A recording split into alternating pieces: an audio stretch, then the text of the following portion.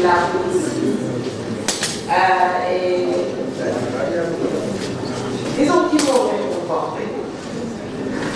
Parce que ma peur, c'était que ce que j'ai ressenti ce jour-là, le sentiment que j'ai ressenti venant de ces deux policiers-là, parce que oui, c'était deux hommes, j'avais peur que ce soit un sentiment généralisé au sein de la police. Et après, ce sont des femmes qui m'ont rassuré que ce n'était pas le cas. Tout de même, ce qui est arrivé est arrivé. Et nous sommes tous d'accord que ça ne devait pas arriver. Je suis journaliste. J'étais sur le terrain pour couvrir une manifestation qui était interdite. J'avais ma carte nationale de presse. Bonjour, commissaire Gay.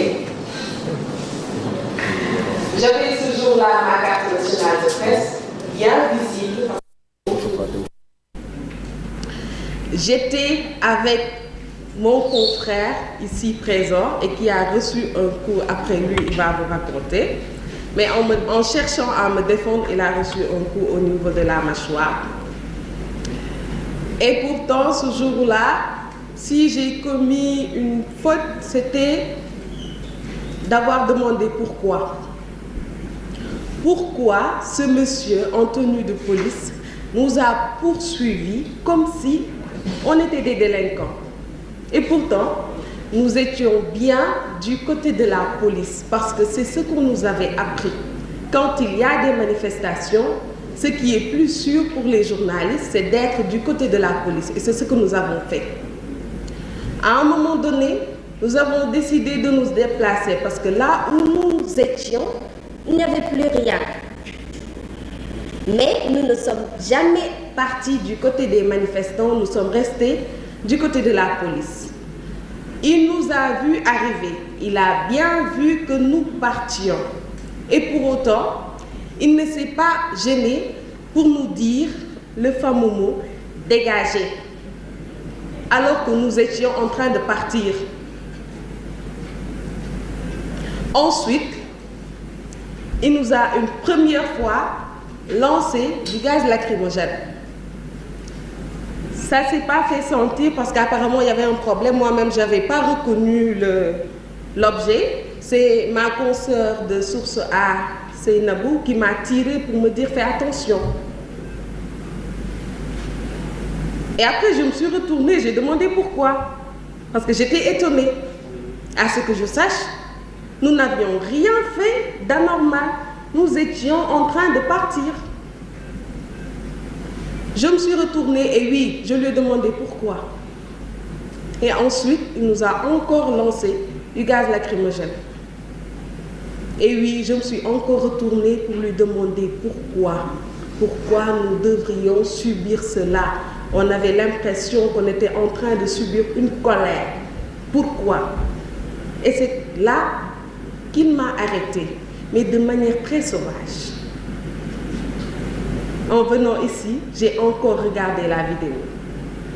Et oui, je suis encore choquée par cette brutalité de la part d'une personne censée me protéger en tant que citoyenne sénégalaise, en tant que journaliste étant sur le terrain. J'ai toujours cru que sur le terrain, avec les policiers, ils ne devraient pas avoir ce genre de problème-là puisqu'ils ont leur mission. Nous aussi, nous avions notre mission. Ils m'ont arrêté. Le monsieur m'a tiré. J'avais un foulard comme d'habitude. Il m'a tiré par le foulard. Il m'a amené jusque derrière le fourgon. Et bim, ça commence. Des gifles et des coups. Oui, c'est ce que j'ai subi. Bon,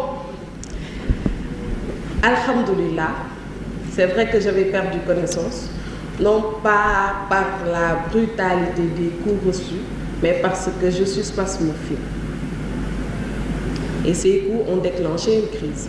Alhamdoulilah, aujourd'hui je suis là, je rends grâce à Dieu, parce que peut-être d'autres à ma place aurait passé le trépas. Donc, je me pose encore des questions. J'aimerais bien le rencontrer. Quand j'ai mis le numéro 6.118, certains m'ont dit que ce n'était pas un matricule, mais c'était juste un numéro pour identifier les gilets qu'il portait. C'est ça, moi?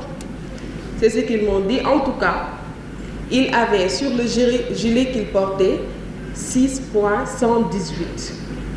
Et j'allais oublier. Le même jour, quand il était en train de me bastonner, un autre est venu pour dire ma barquelle. Oui, dans ma barquelle. C'est ce qui s'est passé. Donc, j'ai une question. Est-ce que les policiers ne sont pas des citoyens sénégalais comme vous et moi? J'ai porté plainte. Oui, parce que je veux voir le visage de mon agresseur. On m'a demandé de pardonner. Je n'ai pas de problème.